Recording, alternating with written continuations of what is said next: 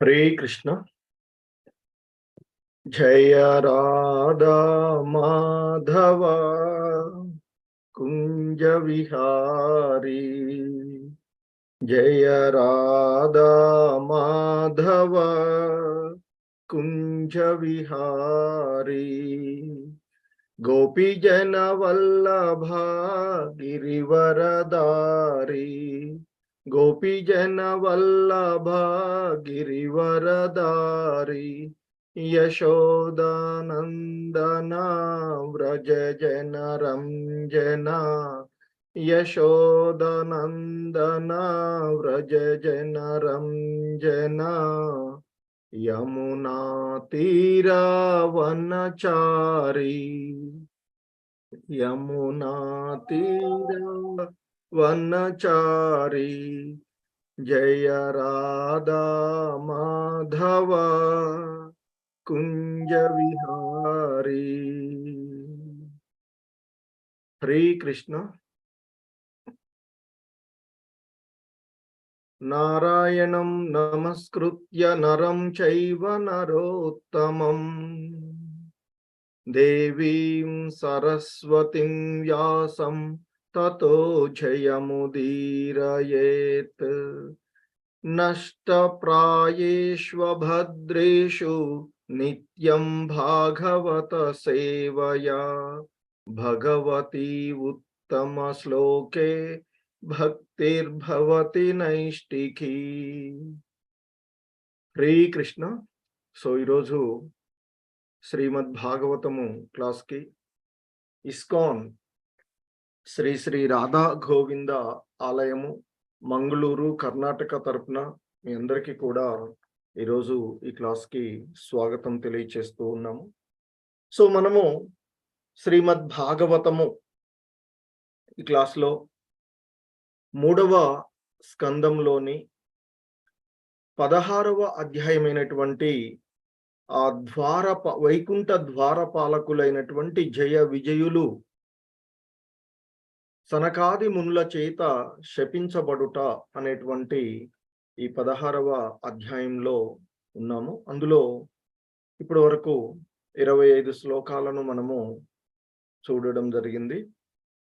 So next శ్లోకాన్ని ఈరోజు మనం చూద్దాం. ఇక ఈ అధ్యాయంలో ముఖ్యంగా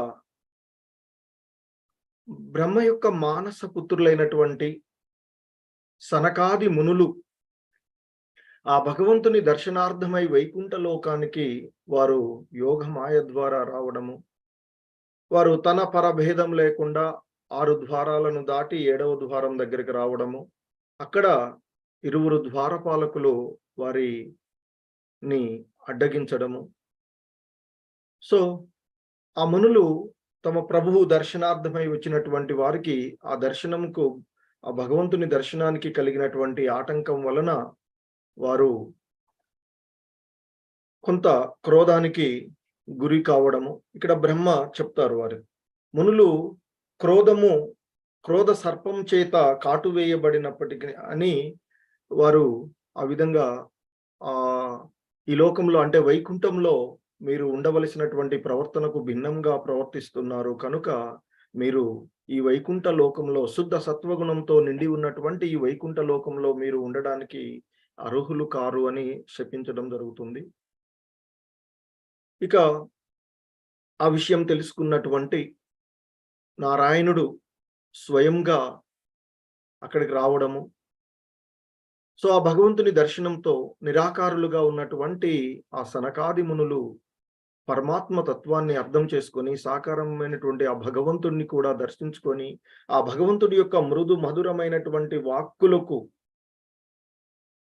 వారు ఎంతో సంతసించి వారి యొక్క శరీరము పులకితం కావడాన్ని మనకిక్కడ బ్రహ్మ దీంట్లో మున్ దేవతలతో తెలియచేస్తూ ఉన్నటువంటి అంశాన్ని చూడడం జరిగినటువంటిది.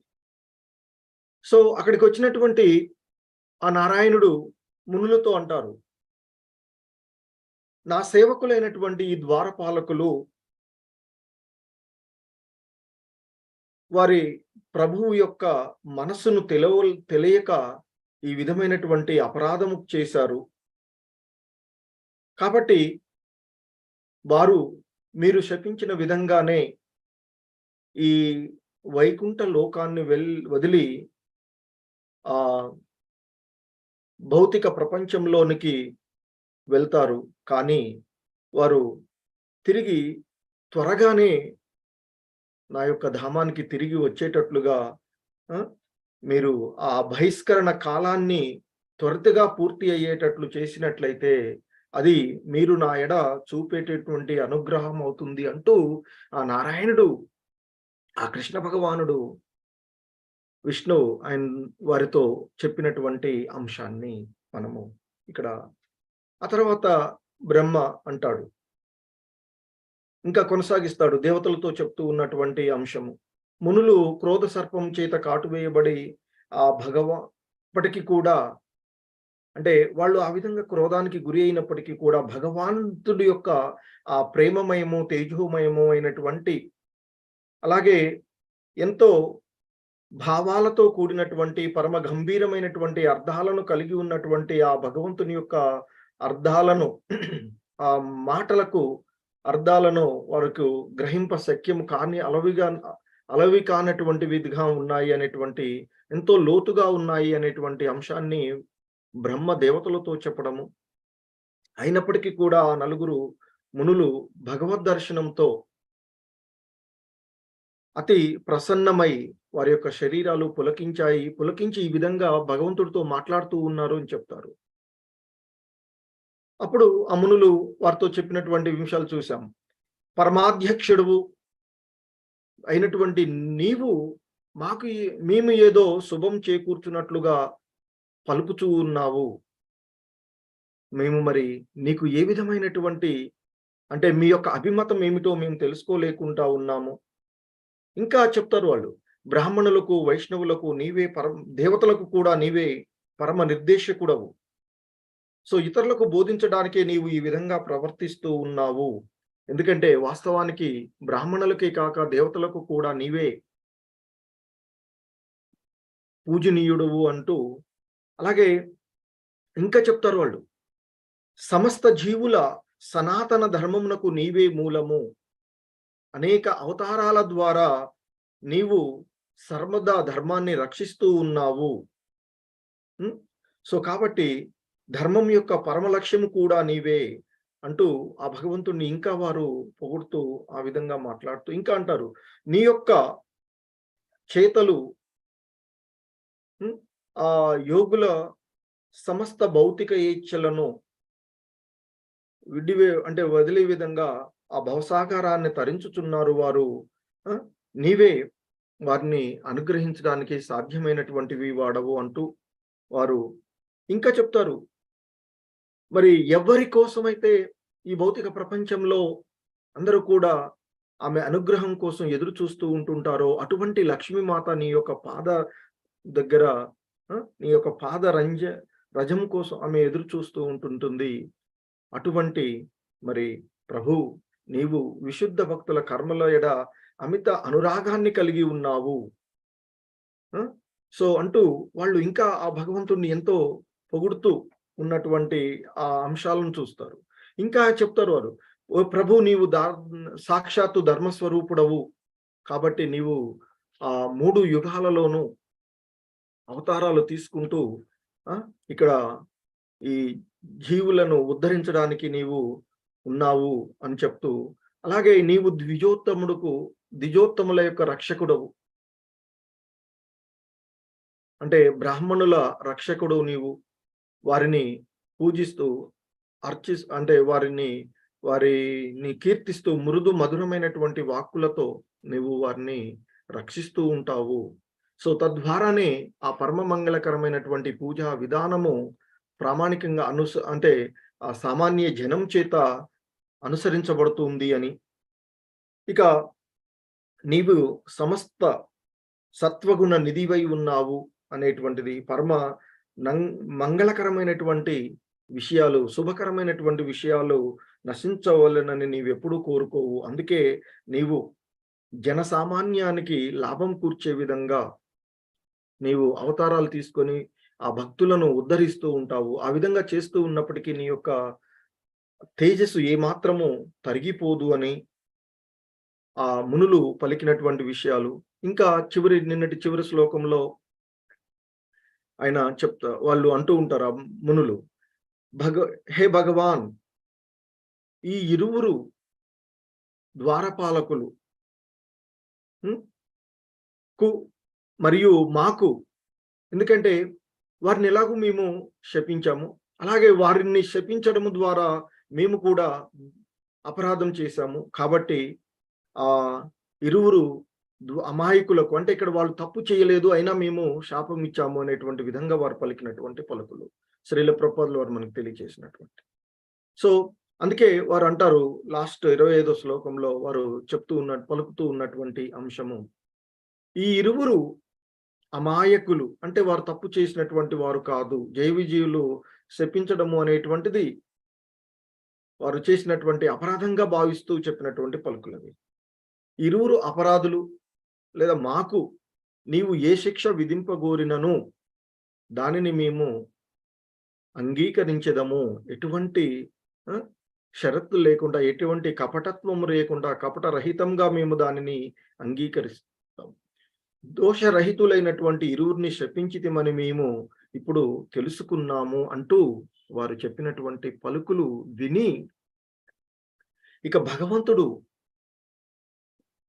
ఇక్కడ సమాధానం వారికి, ఇక వారితో మరలా శ్రీ భగవానుడు మాట్లాడేటువంటి మాటలను మనము ఇక ఇవాల్టి 26వ శ్లోకం నుండి మరలా చూస్తూ ఉంటుంటాం.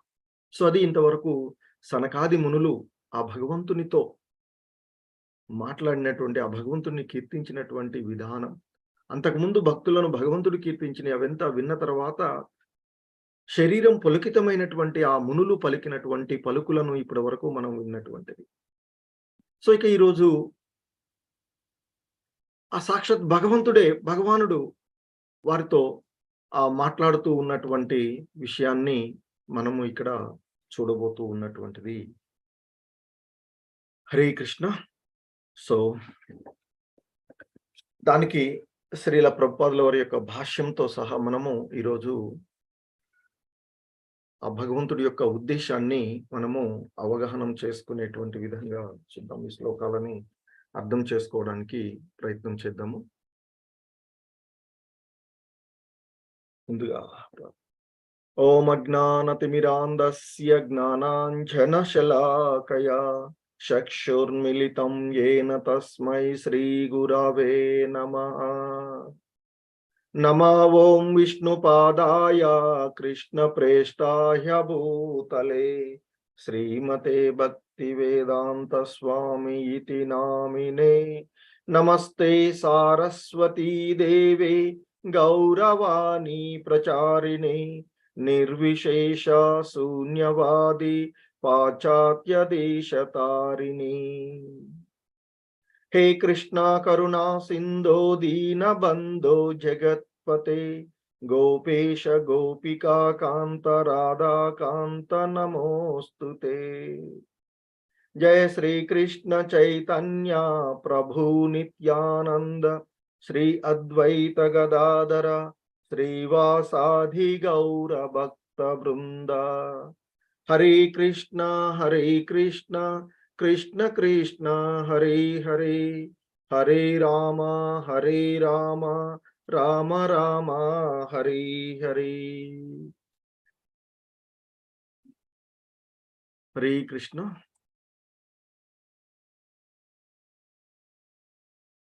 సో ఈరోజు శ్రీమద్ భాగవతంలోని 3వ స్కందము 16వ అధ్యాయము 26వ శ్లోకము.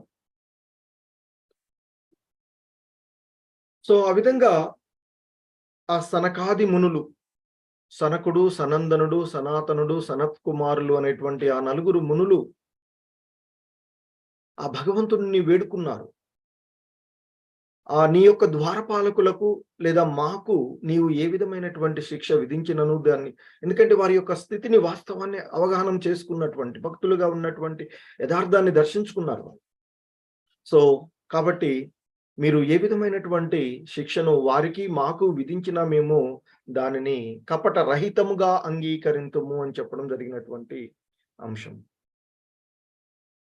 సో ఇక మరి మేము మా తప్పును తెలుసుకున్నాము. జయ విజయులు మీ యొక్క ద్వారపాలకులు అయినటువంటి, మీ సేవకులైనటువంటి ద్వారపాలకులను శపించుట మేము చేసినటువంటి అపరాధంగా భావిస్తూ ఉన్నాము అని మేము ఆ విషయాన్ని అవగాహన చేసుకున్నాము అంటూ ఆ మునులు చెప్పినటువంటి మాటలకు ఇక భగవంతుడు సమాధానం ఇస్తూ ఉన్నటువంటి అంశాన్ని ఇక్కడ మనం చూస్తూ ఉన్నాం. సో వాస్తవానికి అక్కడ జరుగుతూ ఉన్నటువంటి సంఘటనలన్నీ కూడా భగవంతుని యొక్క ఇచ్చ కోరిక, ఆయన యొక్క ప్లాన్ లో భాగంగానే జరుగుతూ ఉన్నటువంటి అంశాలు అనేటువంటిది మనకి శ్రీల ప్రభుపాదుల వారు చెప్తూ ఉన్నటువంటిది. సో ఇక ఆ అంశాలను మనము చూద్దాము. హరే కృష్ణ.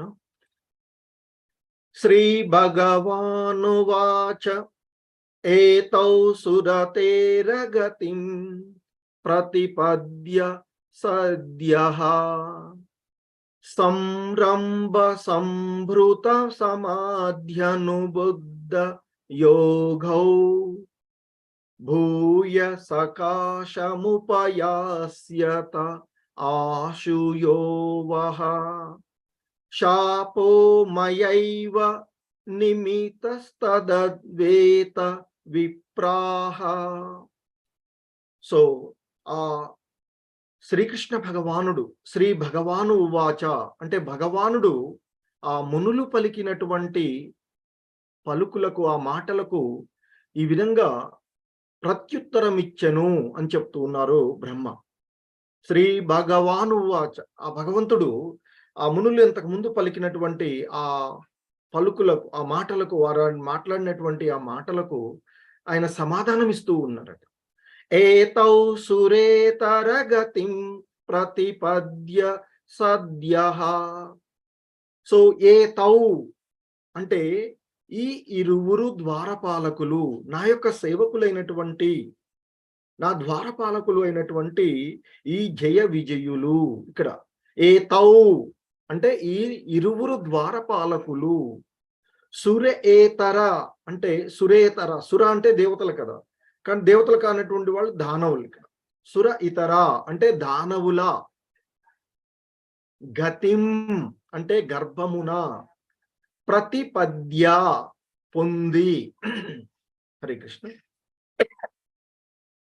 సద్యః అంటే శీఘ్రమే, వెంటనే.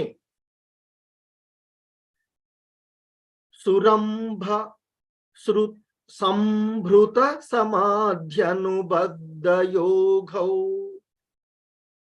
సో ఇక్కడ సురంభ అంటే క్రోధము, సురంభ అంటే క్రోధం. సుభృత అంటే తీవ్రతరమైనటువంటి. హరే కృష్ణ. సుభృత అంటే తీవ్రతరమైనటువంటి ఇది. ఇంకా ఉన్నారు సురంభ సుభృత సమాధి అంటే ఇక్కడ సమాధి అంటే మనో ఏకాగ్రత. మనో ఏకాగ్రత స్థితి ఏదైతే ఉందో అది సమాధి అని చెప్పబడేది. అనుబద్ధ అంటే దృఢముగా, యోగౌ నాతో కూడియుండి. ఇంకేమంటున్నారు? భూయ సకాశముపయాస్యత ఆశుయోవః. అంటే ఇక్కడ భూయః అంటే మరలా, సకాశం నా సన్నిధికి, ఉపయాస్యతః తిరిగి వత్తురు, ఆశు వెంటనే, యః ఏదైతే, వహ అంటే మీ యొక్క, శాపః ఇక్కడ అన్నారు శాపో మయైవ నిమిత్తస్తదేవ్ తదవేత విప్రాహ. అంటే ఇక్కడ మీరు ఇచ్చిన శాపము, మయా ఏవ అంటే నా చేతనే, నిమితః నిర్ణయించబడినది, తత్ అని, అవేత వెరుగుము, విప్రాహ ఓ బ్రాహ్మణులారా, ఓ విప్రులారా, ఓ బ్రాహ్మణులారా. సో ఆ భగవంతుడు ఆ మునులతో ఈ విధంగా సమాధానం, ఎందుకంటే ఇప్పటి వరకు మునులు మాట్లాడుతుంటే ఆ భగవంతుడు ఆలకించినటువంటి పరిస్థితి. సో ఇక శ్రీల ప్రభుపాదుల వారి యొక్క ట్రాన్స్లేషన్ మనం చూసినట్లయితే, సో శ్రీ భగవాను వాచ అంటే భగవంతుడు ఆ మునులకు ఈ విధంగా సమాధానం ఇస్తూ ఉన్నారట. ఓ బ్రాహ్మణులారా, విప్రాహ అంటే ఓ బ్రాహ్మణులారా, వీరికి మీచే వసగబడిన చాపము మొదట నా చేతనే నిర్ణయించబడినదని ఎరుగుము. కనుక దానవ వంశమున వీరు జన్మింపగలరు. సో మీరేదైతే ఈ వైకుంఠ లోకంలో ఉండడానికి వీళ్ళు అర్హులు కాదు, వీరికి తగిన విధంగా మనము శిక్ష విధించాలి, అంతిమన ఆ శిక్ష వారికి యోగదాయకంగా ఉండాలి అని భావించి మునులు వారిని శపించారు కదా. మరి మీరు ఏ విధంగా అయితే భావించి మీ చేత ఇవ్వబడినటువంటి, మీ చేత వసగబడినటువంటి శాపము ఏదైతే ఉందో, ఆయన ఇక్కడ అంటూ ఉన్నటువంటి భగవంతుడు అంటూ ఉన్నటువంటి అంశం. సో ఓ బ్రాహ్మణులారా అంటే ఓ సనకాది మునులారా, ఈ ఇరువురు నా యొక్క సేవకులైనటువంటి ద్వారపాలకులకు మీ చేత వసగబడినటువంటి శాపము అది మొదట నా చేతనే నిర్ణయింపబడిందని మీరు తెలుసుకోండి. కాబట్టి వారు దానవ వంశమునందు జన్మింపగలరు.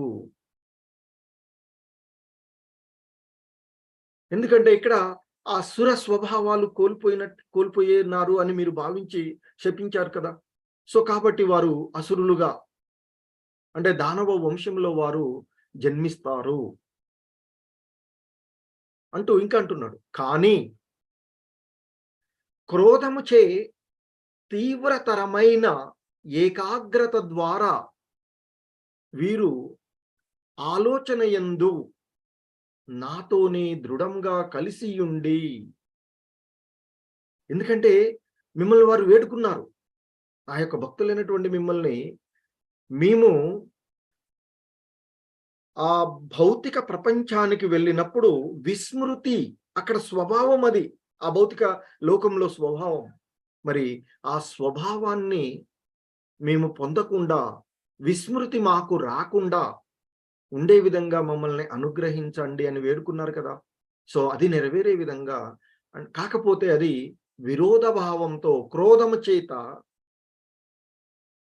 తీవ్రతరమైన ఏకాగ్రత ద్వారా, క్రోధంలో కూడా నిరంతరము నాపైనే వాళ్ళ యొక్క ఆలోచన ఉంటుంది అనే విధంగా చెప్తున్నారు. ఏకాగ్రత ద్వారా వీరు ఆలోచన యందు నాతోనే దృఢంగా కలిసి ఉంటారు, ఎప్పుడూ నన్నే స్మరిస్తూ ఉంటారు.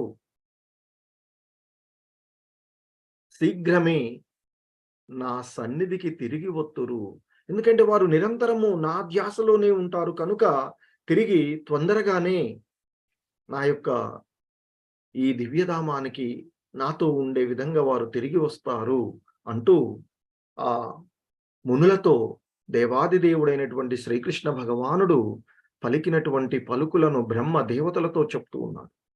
భగవంతుడు ఈ విధంగా వారితో ఆ బ్రాహ్మణులతో సమాధానం ఇచ్చాడయ్యా అంటూ దేవతలకు చెప్తూ ఉన్నటువంటి విషయం. సో కాబట్టి ఇక్కడ శ్రీల ప్రభుపాదుల వారు దీనికి చాలా చక్కటి భాష్యాన్ని మనకి అందించినటువంటి అంశము. శ్రీల ప్రభుపాద్ కి జై. వారు ఇచ్చినటువంటి భాష్యాన్ని మనం చదివి అవగాహన చేసుకోవడానికి ప్రయత్నం చేద్దాము. సో శ్రీల ప్రభుపాదుల యొక్క ప్రామాణికమైనటువంటి భాష్యం. ద్వారపాలకులకు జయ విజయులకు మునుల చేత వసగబడినటువంటి శాపము తన చేతనే నిర్ణయింపబడినదని నారాయణుడు పలికెను. భగవద్ అనుమతి లేనిదే ఏదియును జరగబోదు. వైకుంఠమందున్న ఇరువురు భక్తులకు శాపము వసగుట ఎందు ఒక ప్రణాళిక కలదని ఇక్కడ మనకి అవగతమగుచున్నది. ఆ దేవదేవుని ప్రణాళికను పలువురు ప్రామాణికులు వివరించియుండిరి. సో ఆ దేవదేవుని యొక్క ప్రణాళిక, ఆయన యొక్క రచన ఏ విధంగా ఉంటుంది, స్క్రిప్ట్ ఆయన ముందుగా, ఇప్పుడు ఏదైనా ఒక నాటకం జరగాలి అంటే ఏం చేస్తాం, ముందంతా స్క్రిప్ట్, ఒక సినిమా ఉండాలనుకో ముందంతా స్క్రీన్ ప్లే రెడీగా ఉంటుంది, స్క్రిప్ట్ రెడీ చేసుకుని దాన్ని స్క్రీన్ ప్లే చేసుకొని చేస్తే వచ్చి మనం అంతా చూస్తూ ఉంటాం. సో ఇక్కడ కూడా శ్రీల ప్రభుపాదుల వారు మనకు చెప్తూ ఉన్నటువంటి అంశం, ఈ శ్లోకంలో ఆ భగవంతుడు పలికినటువంటి పలుకుల ద్వారా వారు ఇక్కడ మనకి ఇస్తూ ఉన్నటువంటి భాష్యము, వారు చెప్పడమే కాకుండా అంతకు ముందు ఉన్నటువంటి పలువురు ప్రామాణికమైనటువంటి గురువులు ఇచ్చినటువంటి అంశాన్ని చెప్తూ ఉన్నారు. పలువురు చెప్పారు ఈ విషయాలు అని చెప్తూ ఉన్నారు. సో ద్వారపాలకులైనటువంటి అంటే ఆ వైకుంఠ ద్వారపాలకులు అయినటువంటి జయ విజయ నామధేయులు అయినటువంటి ఇద్దరు కూడా ఆ మునుల చేత శపించబడము అనేటువంటిది ఆ భగవంతుని యొక్క ప్రణాళికే. కాబట్టి ఆ భగవంతుడు నిర్ణయించి ఉండబట్టే, ఎందుకంటే ఈ మొత్తం కూడాను పరిపూర్ణమైనటువంటి ఆయన యొక్క ఆధీనంలోనే ఉండేటువంటిది, అన్నీ ఆయనలోనే ఉండేటువంటిది. సో కాబట్టి ఆ విధంగా శపించబడము అనేటువంటిది కూడా ఆ భగవంతుని యొక్క నిర్ణయం ద్వారానే జరిగింది అని చెప్తున్నారు. అంతేకాకుండా ఇక్కడ చెప్తున్నారు, భగవంతుని అనుమతి లేనిది ఏది కూడా జరగదు. ఏది జరగాలన్న దానికి ఆ భగవంతుని యొక్క అనుమతి అవసరం. ఎందుకంటే ఒక రాజ్యంలో రాజు శాసనం ఏ విధంగా ఉంటుందో, ఆయన అనుమతి ద్వారానే ఇవన్నీ జరుగుతూ ఉంటాయో, మరి ఈ మొత్తం విశ్వాలన్నిటికీ కూడా ప్రభువు, సర్వలోక మహేశ్వరుడు అయినటువంటి ఆ భగవంతుని యొక్క అనుమతి లేనిది ఏది కూడా జరగబోదు అని చెప్తూ ఉంటారు. మనకు కూడా పూర్వీకులు, మన పెద్దలు చెప్తూ ఉంటారు. సో అంటే సాధారణమైనటువంటి నానుడులలో చెప్పబడింది, శివునాజ్ఞ లేని చీమైనా కుట్టదు, అంటే ఏది కూడా అన్ని కూడా భగవంతుని యొక్క ఇచ్చతోనే జరుగుతూ ఉంటాయి అనేటువంటి ఒక అంశాన్ని మనము చూస్తూ ఉంటుంటాం. మరి ఇక్కడ కాబట్టి ఇవన్నీ కూడా మనకి చెప్తూ ఉన్నటువంటిది. సో ఈ విధంగా జయ విజువులను ఆ సనకాది మునులు శపించడము అనేటువంటిది కూడా నా యొక్క నిర్ణయం చేతనే జరిగింది, నా నిర్ణయాన్ని మీ ద్వారా అమలుపరచబడింది అంటూ ఆ భగవంతుడు అంటున్నారు. ఓ బ్రాహ్మణులారా, మీరు వారికి విధించబడినటువంటి శాపము ఏదైతే ఉందో అది ఆల్రెడీ నా చేత నిర్ణయించబడే ఉందయ్యా. సో అది మీరు తెలుసుకోండి. కనుక మీరు శపించిన పరంగా వారు పతనం చెంది ఈ దేవత కాకుండా వారు దానవ వంశమునందు జన్మించగలుగుతారు అంటూ చెప్పినటువంటి అంశం. సో ఇదంతా కూడా ఆ దేవదేవుడి యొక్క ప్రణాళికలు ఎలా ఉంటాయి అనేటువంటి దానికి అనేక మంది ప్రామాణికమైనటువంటి గురువులు చెప్పారు ఈ విషయాలను. ఇదంతా కూడా భగవంతుని యొక్క ప్రణాళికనే అనేటువంటి విషయము. సో దాన్ని ప్రామాణికులు వివరించినటువంటి అంశాన్ని చెప్తూ ఉన్నారు. ఇంకా చెప్తున్నారు, భగవానుడు కొన్ని మార్లు యుద్ధమాచరించవలెనని కోరుచుండును. అంటే ఆ ఆధ్యాత్మిక లోకంలో కూడా భగవంతుని యొక్క కోరికలు ఆ విధంగా ఆయనకి ఉంటుంది. సో మొదట ఆయన ఒక్కడే ఉన్నటువంటిది. సో మరి ఆయన ఆనందించడానికి సృష్టి కావాలి అని అనుకొని మళ్ళా సృష్టినంతను కూడా సృష్టించడం జరిగినటువంటి అంశాన్ని ఇంతకు ముందు మనం అధ్యాయాలలో చూసినటువంటి అంశం. సో అలాగే ఆ భగవంతుని యొక్క కోరిక ప్రకారం కొన్నిసార్లు ఆ భగవంతుడికి యుద్ధం చెయ్యాలి, తన యుద్ధ బలాన్ని చేయాలి అనేటువంటి కోరిక కలుగుతుంది. మరి ఆ భగవంతుని యొక్క కోరికను, భగవంతుని యొక్క ఆలోచనలను అవగాహన చేసుకోగలిగేది ఎవరు? శుద్ధ భక్తులు. మరి ఆయనతో యుద్ధం చేయాలంటే భౌతిక ప్రపంచంలో ఎవరికీ కూడా సాధ్యం కానటువంటి. కాబట్టి ఆయన యొక్క భక్తులైతేనే ఆయన అక్కడ చేయగలిగినటువంటి అంశం. సో కాబట్టి ఆయన యొక్క కోరికలను నెరవేర్చుకోవడానికి, అంటే ఆయన ఏదైతే కోరుకుంటాడో దాన్ని నెరవేర్చుకోవడానికి ఆయన భక్తుల ద్వారానే అది జరుగుతూ ఉంటుంది అని చెప్తారు. సో యుద్ధము చేయవలెననేటువంటి భావన భగవానుని యందు నెలకొనియుండును. లేనిచో యుద్ధం అనేటటువంటి విషయము ఎట్లు ప్రకటితమై ఉండేది అంటూ మనకి చెప్తున్నారు.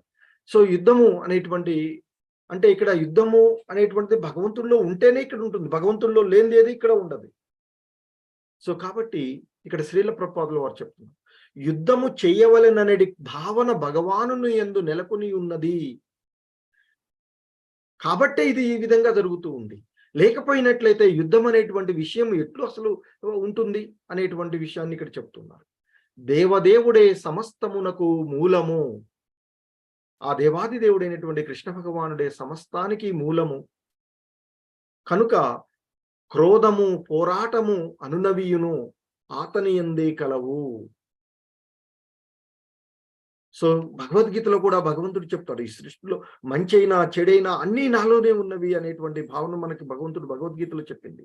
సో అందుకే ఇక్కడ శ్రీల ప్రభుపాదుల వారు భాష్యంలో చెప్తూ ఉన్నారు, యుద్ధం చేయవలేనటువంటి భావన ఆయనలో వచ్చిందయ్యా, కనుకనే ఈ యుద్ధము అనేటువంటి విషయము ప్రకటితమైనది ఉన్నది.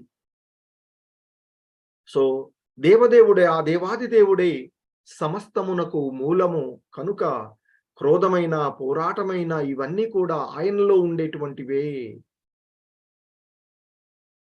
అతడు యుద్ధం ఆచరించగోరినప్పుడు ఒక శత్రువు కావాలి కదా, మరి యుద్ధం చెయ్యాలి అంటే శత్రువు కావాలి.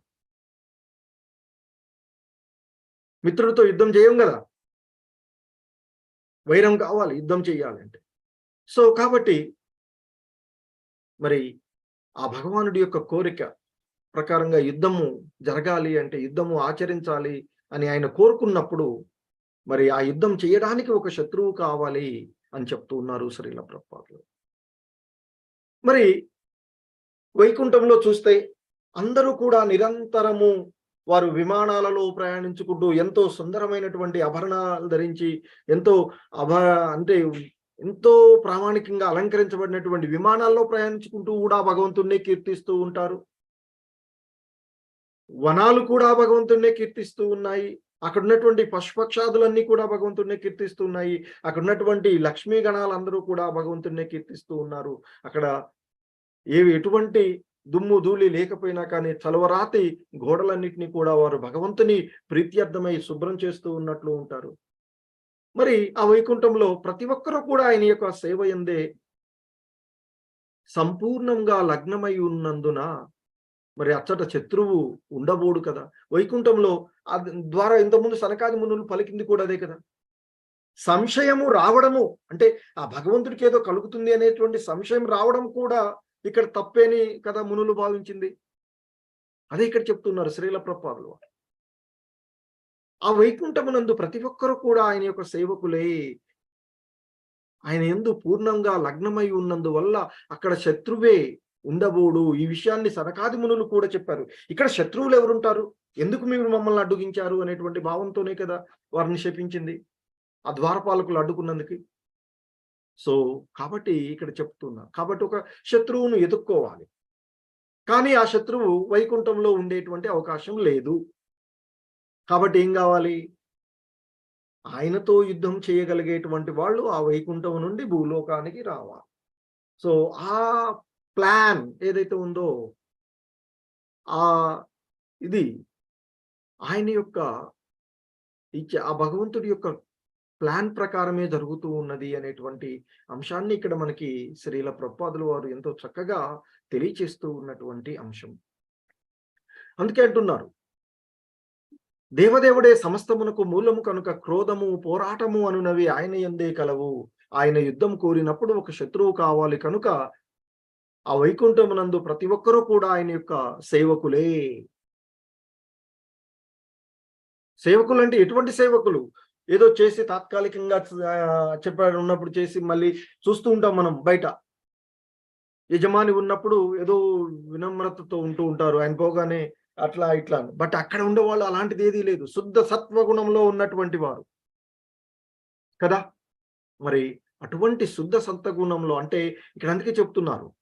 ఆ వైకుంఠములో ఉన్నటువంటి ప్రతి ఒక్కరు కూడా ఆ భగవంతుని యొక్క సేవ యందు పూర్ణంగా లగ్నమై ఉంటారు. కాబట్టి లేశమాత్రము కూడా రజో తమో గుణాలకు తావు లేనటువంటి ఆ ఆధ్యాత్మిక లోకంలో ఉన్నటువంటి వారు ఎలా శత్రువులవుతారు కదా! సో, కనుకనే తన యుద్ధ కోరికను ప్రదర్శించుటకు ఆ దేవదేవుడు కొన్ని మార్లు అవతార రూపమున భౌతిక జగత్తుకు అరుదెంచును అని చెప్తూ ఉన్నారు. సో, కాబట్టి ఆయన యొక్క కోరికను ఆ భగవంతుడు తన కోరికను నెరవేర్చుకోవడానికి ఆ దేవదేవుడు కొన్నిసార్లు అవతార రూపాలలో ఈ భౌతిక జగత్తుకు వస్తూ ఉంటారు అనేటువంటి విషయాన్ని ఇక్కడ మనకి తెలియచేస్తూ ఉన్నటువంటి అంశం. సో, దీనికి శ్రీల ప్రభుపాదుల వారు ఇంకా ప్రామాణికమైనటువంటి భాష్యం మనకి ప్రామాణికాన్ని తెలియచేస్తూ ఉన్నటువంటి అంశం.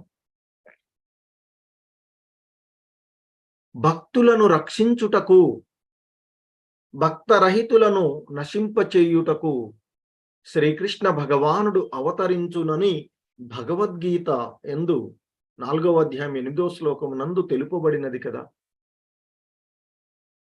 భక్తరహితులు భౌతిక జగమునందే గోచరింతురు, కానీ ఆధ్యాత్మిక జగమునందు కాదు. కనుక భగవానుడు యుద్ధం ఆచరించగోరినప్పుడు ఈ భౌతిక జగత్తుకు రావలసినదే.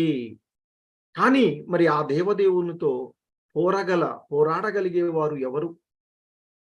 ఎవరును అతనితో యుద్ధం ఆచరించలేరు. సో, కాబట్టి మరి భౌతిక జగమందలి లీలలన్నీయును ఆంతరింగులతోనే గాని అన్యులతో నిర్వహింపబడనందున శత్రువు యొక్క పాత్రను కావింపగలిగే భక్తుని కొరకై అతడు వెదకవలసినదే కదా! సో, ఇక్కడ శ్రీల ప్రభుపాదుల వారు మనకి గుర్తు చేస్తూ ఉన్నటువంటి ఆ భగవంతుడే పలికినటువంటి ఆ విషయాన్ని ఇక్కడ గుర్తు చేస్తూ ఉన్నారు. 4వ అధ్యాయంలోని 8వ శ్లోకంలో మనకి ఆయన చెప్తారు. ఎందుకంటే అక్కడ మనకు చెప్తున్నటువంటి అంశాలలో ఎందుకు మరి భగవంతుడు అవతారాలు తీసుకుంటారు అనేటువంటి దానికి మనకి 4వ అధ్యాయంలోని 8వ శ్లోకంలో చెప్తారు.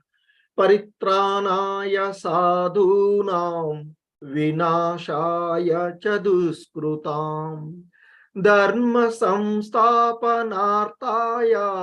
సంభవామి యుగే యుగే అని చెప్తారు.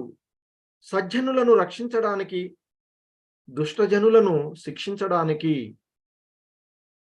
మరియు ధర్మాన్ని సంస్థాపించడానికి నేను ప్రతి యుగంలో స్వయంగా అవతారాన్ని తీసుకుంటూ ఉన్నాను అర్జున అంటూ చెప్పినటువంటి విషయం. అంటే తన యొక్క భక్తులను రక్షించుకోవడానికి, భక్తరహితులను ఆయన చెప్తున్నారు పరిత్రాణాయ సాధూనాం కదా! సో, తన యొక్క భక్తులను రక్షించుకోవడానికి, వినాశాయ దుష్కృత సో దుష్కృతులను అంటే దుష్టులను అంటే ఎవరు? భక్తి రహితులను నశింపచేయడానికి, శిక్షించడానికి అంటే నశింపచేయడానికి ఆ భగవంతుడు ప్రతి యుగంలోనూ అవతారాలు తీసుకుంటూ ఉన్నటువంటి అంశం. సో, కాబట్టి ఇక్కడ ఆయన మనకి తెలియచేయబడినటువంటి విషయం. భక్తరహితులు భౌతిక జగమునందే గోచరింతురు గాని ఆధ్యాత్మిక జగమునందు కాదు. మరి ఆధ్యాత్మిక జగత్తు గురించి మనం భగవద్ధామ వర్ణన గత అధ్యాయంలో చూసినటువంటిది. ఆ భగవంతుని యొక్క ధామము ఏ విధంగా ఉంటుంది, ఎటువంటి వారి చేత నిండి ఉంటుంది అనేటువంటి అంశాన్ని ఒక అధ్యాయం అంతా కూడా చూసాం కదా! మరి అటువంటి ఆ భగవద్ధామంలో ఆ భగవంతునితో యుద్ధం చేయగలిగేటువంటి వారు, అంటే యుద్ధం చేయాలంటే శత్రువు కావాలి. మరి శత్రు స్వభావం కలిగినటువంటి వాళ్ళు ఎవరునూ అక్కడ లేరు. ఆధ్యాత్మిక జగమునందు ఒక భక్తుడు, ఒక జీవి అంటే ఇక్కడ అంతకుముందు చూసాం మనం. ఇతర వృక్షాలు ఎన్నో రకాలైనటువంటి సుగంధభరితమైనటువంటి పుష్పాలను ఇవ్వగలిగేటప్పటికి కూడా భగవంతుడు తులసి మాతకి ఇచ్చినటువంటి ప్రాధాన్యతను వారు అంతా అంగీకరించి ఆ భగవంతుడిని సేవించేటువంటి భాగ్యాన్ని తులసి మాతకి ఇచ్చేసి తులసిని వారు గౌరవించినటువంటి అంశము. మరి భృంగరాజు తన కీర్తన చేస్తూ ఉంటే ఎంతో మధురంగా గానం చేయగలిగేటువంటి చక్రవాకాలు, హంసలు, కోకిలలు అన్నీ కూడా క్షణకాలం వాటి యొక్క గానాన్ని ఆపి ఆ భగవంతుని యొక్క కీర్తన అంటే ఆ భృంగరాజు చేసేటువంటి కీర్తనను వారు ఆలకించినటువంటి, శ్రవణం చేసినటువంటి విషయాలు కదా. మరి అందుకనే ఆ భగవంతుని యొక్క ధామములో ఎవరునూ కూడా ఆ భగవంతుడితో పోరాడేటువంటి స్వభావాన్ని కలిగి ఉండరు. సో కాబట్టి ఇదంతా కూడా ఆ భగవంతుని యొక్క ప్లాన్, ఆ భగవంతుడి యొక్క స్క్రిప్ట్ అని చెప్తూ ఉంది. సో కాబట్టి ఆయన రచన ప్రకారంగానే ఇదంతా జరుగుతూ ఉన్నది అనేటువంటి అంశాన్ని చెప్తుంది. సో కాబట్టి భక్తి రహితులు ఎక్కడుంటారు? భౌతిక జగమునందు. సో కాబట్టి ఆ భగవంతుడు యుద్ధం కోరికను నెరవేర్చుకోవడానికి ఇక్కడికి రావడం జరుగుతూ ఉంటుంది అని చెప్తుంది. భక్తి రహితులు భౌతిక జగమునందే గోచరించురు గాని ఆధ్యాత్మిక జగమునందు కాదు. కనుక భగవానుడు యుద్ధం ఆచరించగోరినప్పుడు ఈ జగత్తుకు రావలసినదే అంటూ శ్రీల ప్రభుపాదులు వారు చెప్తూ ఉన్నటువంటి అంశం. మరి అయితే రావాల్సిందే. అయితే మరి ఇక్కడికి వచ్చినటువంటి వారిలోనూ కూడా మరి ఆ దేవదేవునితో పోరాడగలిగే వారు ఎవరు?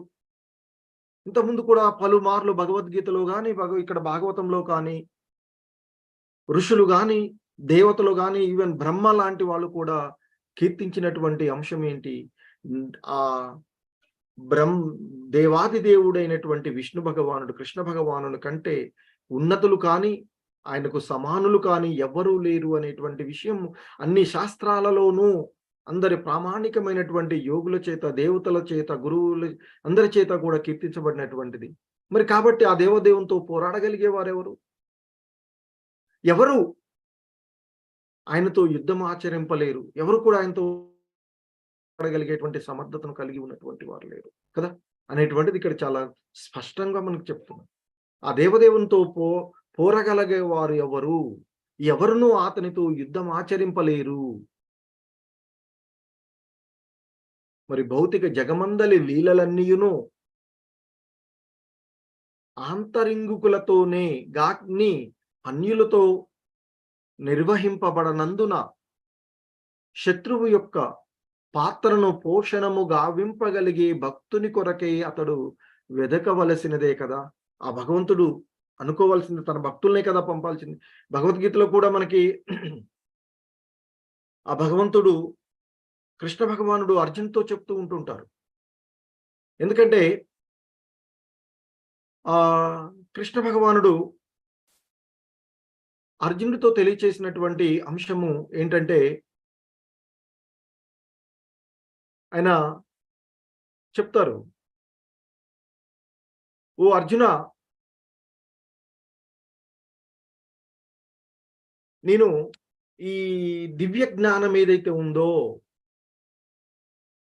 ఈ దివ్య జ్ఞానాన్ని నాశనము లేనటువంటి ఈ యోగ శాస్త్రమును మొదట నేను సూర్యుడు వివస్వానుడుకు ఉపదేశించాను. వివస్వానుడు దానిని మానవ జాతి తండ్రి అయినటువంటి మనువుకు ఉపదేశించాడు. మనువు దానిని ఇక్ష్వాకరాజుకు ఉపదేశించాడు. సో ఈ దివ్య జ్ఞానం ఈ విధంగా గురు శిష్య పరంపర ద్వారా స్వీకరించబడింది. రాజర్షులు దానిని ఆ విధంగా అర్థం చేసుకున్నారు. కాలక్రమంలో ఆ పరంపర విచ్ఛిన్నమైనది. అందుకే ఈ యోగము నశించినట్లు అనిపించింది. కనుక ఈ రోజు నీకు నేను తెలియచేస్తూ ఉన్నాను అర్జున. ఎందుకంటే నీవు నా భక్తుడవు, నా మిత్రుడవు. కనుక ఈ యోగ శాస్త్రం యొక్క ఉత్తమమైనటువంటి రహస్యాన్ని అర్థం చేసుకోగలవు అని భగవంతునితో గల సంబంధాన్ని తెలియచేసేటువంటి ఈ పురాణమైనటువంటి శాస్త్రాన్ని నీకు నేను తెలియచేస్తూ ఉన్నాను అర్జున అంటూ చెప్తారు. చెప్తే మనోడికి మళ్ళీ వెంటనే అర్జునుడికి అంటే ఆయనకి ఎటువంటి సందేహం కాకపోవచ్చు, మనలాంటి వాళ్ళకి వస్తూ ఉంటుంది కదా.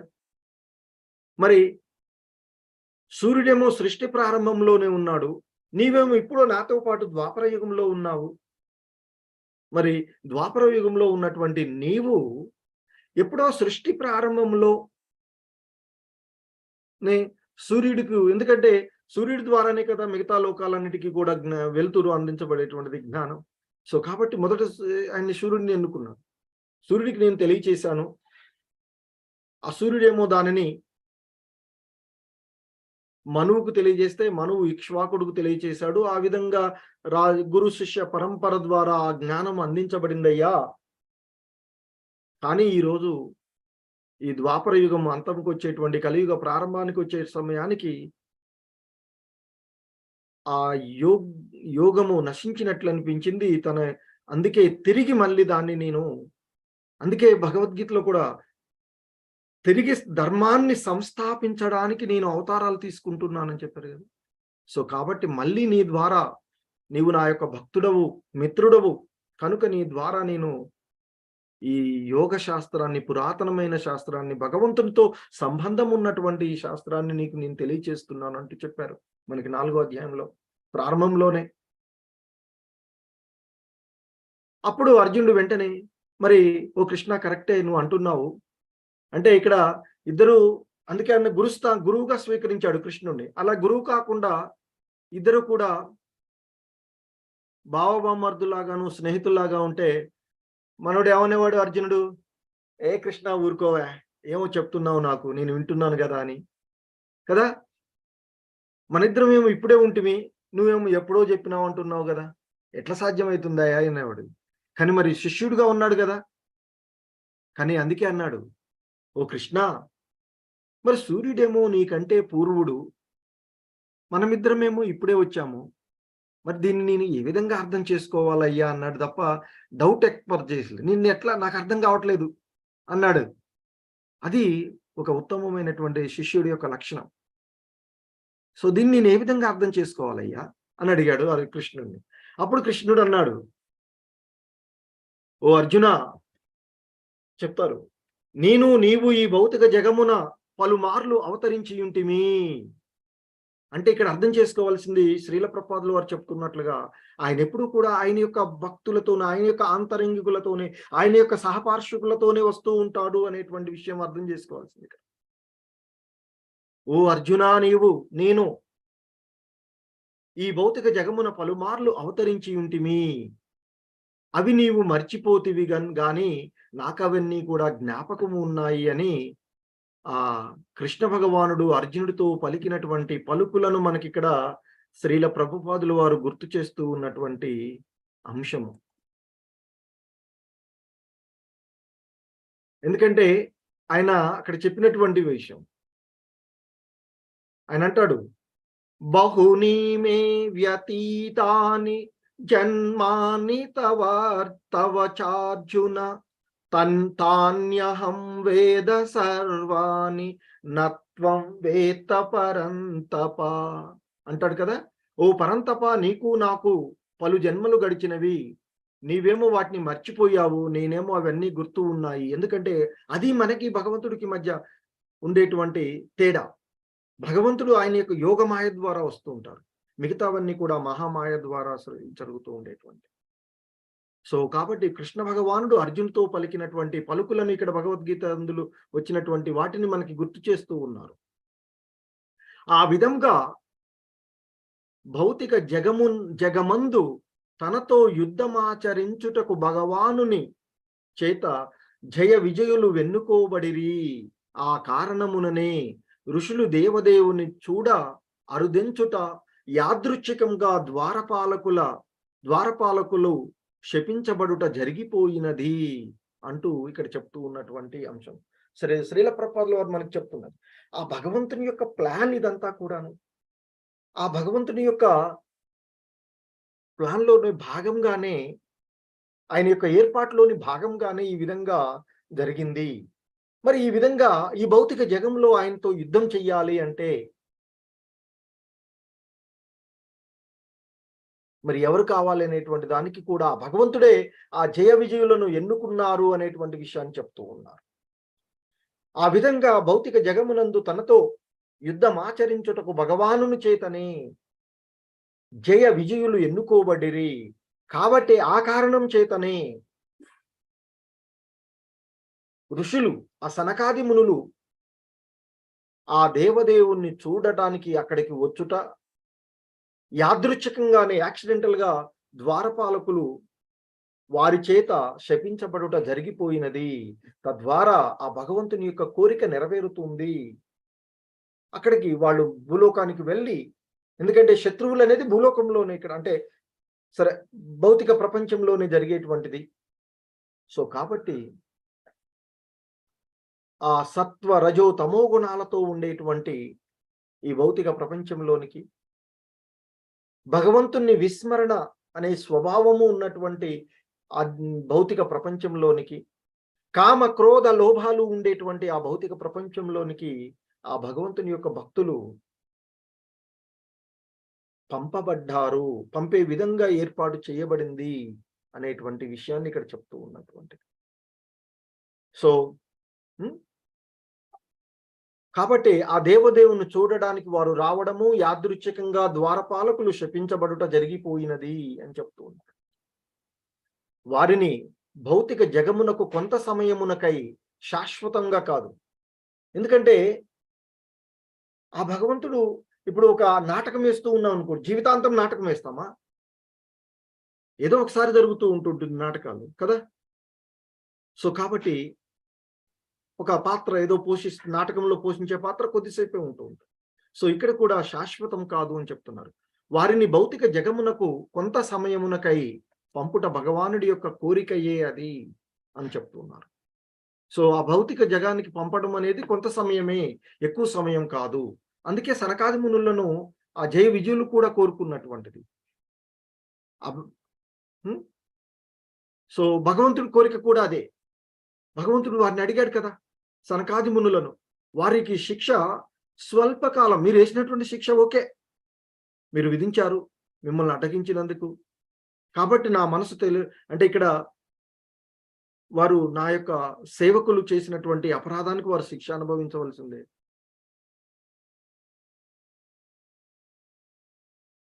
కాబట్టి యాదృచ్ఛికంగా శపించబడటం అనేటువంటిది జరిగింది కనుక మరి ఆ శాపకాలము స్వల్పకాలమే, వారు ఆ భౌతిక ప్రపంచంలో ఉండే విధంగా అనుగ్రహించండి అని అడిగారు కదా బ్రాహ్మణులను. ఎందుకంటే భగవంతుని మాట కంటే తన భక్తుల యొక్క మాటకు ఎక్కువ విలువ అనేటువంటి అంశాన్ని మనం ఎన్నో సంఘటనలు చూసాం. సో కాబట్టి వారు జరిగిపోయింది, అది కూడా మళ్ళీ వాళ్ళు అనుమతించాలి. అందుకే అన్నారు, మీరు అనుగ్రహించినట్లయితే. భగవంతుని కోరిక వారి ద్వారా జరిగింది, కానీ మరి అది వారు ఏం లిమిట్ పెట్టలేదు కదా. కాబట్టి కొంతకాలము వారి యొక్క శిక్షాకాలం తగ్గించుండి అని కోరిక కూడా మళ్ళీ భగవంతుడు వేర్లు ఇచ్చినటువంటి. సో ఇక్కడ అందుకనే చెప్తున్నారు శ్రీల ప్రభుపాదుల వారు, కనుకనే నాటక స్థలిపై ఒకరు ఆ నాట్య రంగపు యజమానికి శత్రువుగా పాత్రను పోషణము కావించినట్లు అసురజనులలోనికి పోయేటట్లుగా సురజనులు భక్తులు మునుల చేత శపించబడ్డారు. అంటే ఇదంతా కూడా భగవంతుని యొక్క ఏర్పాటు ద్వారానే జరిగినది అని చెప్తున్నారు. సో కాబట్టి ఇక్కడ ఇంకొకటి కూడా మనకి గుర్తు చేస్తూ ఉన్నారు శ్రీల ప్రభుపాదుల వారు. ఒక నాటక స్థలంపై ఒకరు నాట్యరంగపు యజమానికి శత్రువుగా పాత్ర పోషించవలసి కావించినట్లు ఈ భక్తులు ఎవరైతే ఉన్నారో వీరు అసురులలోకి పోవలసి వచ్చింది అని ఆ విధంగా శపించబడ్డారు అని చెప్తున్నారు. అంటే ఇక్కడ మనకి చెప్తున్నారు, ఆ నాటకము కొలతి సమయమునకే అయ్యుండి సేవకుడు మరియు యజమాని నడుమ శాశ్వతమగు శత్రుత్వము లేనట్లుగా. ఎందుకంటే మనం నాటక రంగాల్లో చేస్తూ ఉన్నాం అనుకోండి, ఆ నాటక కంపెనీకి ఒక యజమాని ఉంటాడు, ఆ యజమాని కూడా నాటకం వేస్తాడు. ఎందుకంటే అతడి యొక్క పోషణ కూడా జరుగుతూ ఉంటుంది కాబట్టి అందులో ఒక పాత్ర ఆయన కూడా వేస్తూ ఉంటాడు. మిగిలిన వాళ్ళు కూడా పాత్రలు, వివిధ రకాల పాత్రలు వేస్తూ ఉంటారు. ఒక్కోసారి ఆయన నాటక యజమానికి ఆయన దగ్గర ఉండేటువంటి ఎంప్లాయ్ శత్రువు పాత్ర పోషించవలసి వచ్చిందనుకోండి, అంత మాత్రాన వాళ్ళిద్దరూ శత్రువులు కాదు కదా. ఆ నాటకం అయిపోయేంత వరకే, కొంత సమయం పాటు ఆ నాటకం ఉన్న వరకే వారిద్దరి మధ్య శత్రుత్వం ఉంటున్నట్లుగా నటిస్తూ ఉంటుంటారు. సో ఇక్కడ భగవానుడి యొక్క కోరిక యుద్ధం చేయాలి. ఆ యుద్ధం చేయవలసినటువంటి సమయంలో మరి శత్రువుగా ఉండాలి కనుక ఆయన యొక్క భక్తులే, ఎందుకంటే ఆయన ఎప్పుడు కూడా ఆయన యొక్క అంతరంగికులతోనే కలిసి అవతారాలు తీసుకుంటూ వచ్చేటువంటి, ఆయన యొక్క లీలలన్నీ కూడా ఆయన యొక్క భక్తులతో జరుపుతూ ఉండేటువంటి విషయం. సో కాబట్టి ఇక్కడ అందువలనే ఆ మునుల చేత ఈ జయ విజయులు శపించబడిరి అని చెప్తూ ఉన్నారు. సో ఇంకా శ్రీల ప్రభుపాదుల వారు చెప్తున్నారు, భక్తుడు దానవ కులమున బడుట ఆశ్చర్యకరమే అయినను అది అంతయు ప్రదర్శన మాత్రమే. బూటకపు యుద్ధము ముగిసినంతననే భక్తుడు భగవానుడు ఇరువురు తిరిగి ఆధ్యాత్మిక లోకములందు ఒక్కటిగా జతకూడగలరు. ఈ విషయము ఇచ్చట స్పష్టంగా వివరించబడినది. సారాంశమేమనగా ఆధ్యాత్మిక జగము నుండి ఎవ్వరును పతనం చెందబోరు. అది శాశ్వత ధామము అగుటయే అందులకు కారణము. కొన్ని మార్లు భగవానుడు కోరినట్లుగా భక్తులు ఈ భౌతిక జగత్తుకు ప్రచారకులుగా లేదా దానవుల రూపంలో అరుదెంతురు అనేటువంటిది ఇక్కడ చెప్తున్నారు. ఈ రెండింటి వెనక భగవత్ ప్రణాళిక ఒకటి కలదని మనము గ్రహించవలెను. సో ఆ భగవంతుడు యొక్క ప్రణాళిక ద్వారానే ఇదంతా జరుగుతూ ఉంటుంది. అంటే ఆ భగవంతుని ఆధ్యాత్మిక లోకంలో ఉండేటువంటి ఆయన యొక్క పార్శ్వాదులు భక్తులుగా వస్తూ ఉంటుంటారు. ఒక్కొక్కసారి శత్రువులు దానవుల రూపంలో వస్తూ ఉంటుంటారు. ఇవి ఇప్పుడు వస్తూ జయ విజయులు వస్తూ ఉన్నట్లుగాను, అలాగే భక్తులుగా వచ్చేటువంటి శ్రీల ప్రభుపాదుల వారు, అంతకుముందు వచ్చినటువంటి వారు. సో కాబట్టి ఇక్కడ చెప్తూ ఉన్నటువంటి అంశం ఏంటంటే, నాటక రంగం పైన యజమాని సేవకుడు ఇద్దరు కూడా శత్రువులాగా ప్రవర్తించినంత మాత్రాన వారెప్పుడు శత్రుత్వ వైరం ఉండదు. నాటకం అయిపోగానే ఇద్దరు మంచి మిత్రులు, అంటే మంచి మిత్రులుగా ఉండవచ్చు, లేదా యజమాని సేవ భావాన్నే కలిగి ఉండవచ్చు కదా, కలిగి ఉంటుంది కదా వాళ్ళకి. సో నాటకం అయిపోగానే యజమాని లాగానే ఉంటాడు ఆ నాటక కంపెనీకి, సేవకుడు సేవకుడు లాగానే ఉంటాడు. నాటకంలో మన ఇద్దరం శత్రువులాగా ఉన్నాం కాబట్టి ఇక ఎప్పటికీ మన ఇద్దరం శత్రువులు అనే వాళ్ళు భావించరు కదా. సో ఆ విషయాన్ని మనకి ఇక్కడ చెప్తున్నారు. సో అందుకే చెప్తూ ఉన్నారు ఇక్కడ, దీని సారాంశం ఏమిటంటే అంటూ చెప్తున్నారు శ్రీల ప్రభుపాదుల వారు, ఆధ్యాత్మిక జగము నుండి ఎవరును కూడా సాధారణంగా పతనం చెందబోరు. ఎందుకంటే అది శాశ్వతమైనటువంటి ధామం.